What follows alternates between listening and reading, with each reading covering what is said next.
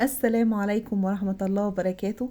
أهلا بيكم في أكلات ووصفات أم الدنيا. النهاردة هنعمل معاكم توابل البطاطس المحمرة. طبعا احنا بنشتريها من المحلات والسوبر ماركت. بنشتريها من بره. طب ليه نشتريها لما ممكن نعملها في البيت؟ وخصوصا ان كل مكوناتها تقريبا معانا في البيت. كل التوابل دي يا جماعة المفروض في كل بيت، يعني مش هنشتري حاجة من بره. هنعملها بطريقة سهلة وبسيطة، وممكن تضاعفي الكمية. أنا عملت كمية يعني صغيرة، جربيها وممكن تضاعفي المقادير. ويلا بينا نشوف الطريقة. في أي بطرمان إزاز أو بلاستيك اللي متاح عندك هنستخدمه، يكون طبعا نظيف وناشف جدا.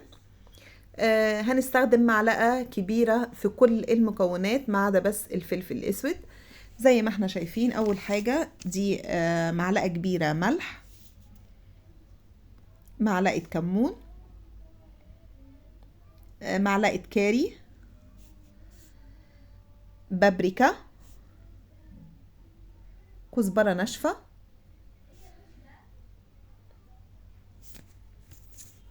توم باودر، بصل باودر،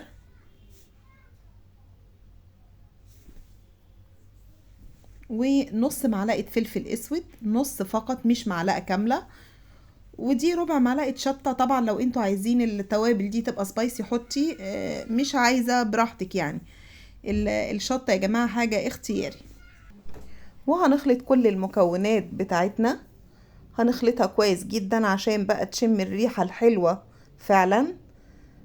هنخلطها جامد بالشكل ده عشان كلها تندمج مع بعض.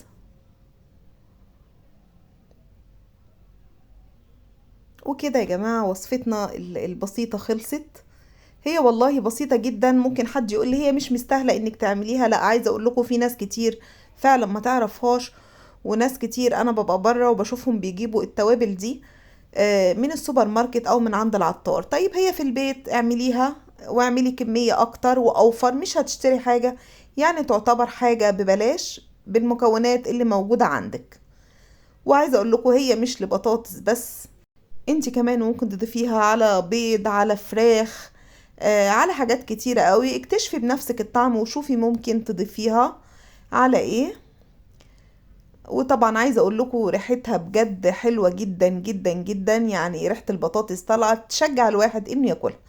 اتمنى يكون الفيديو عجبكم، وما تنسوليش في اللايك والشير والاشتراك في القناه. والسلام عليكم ورحمه الله وبركاته.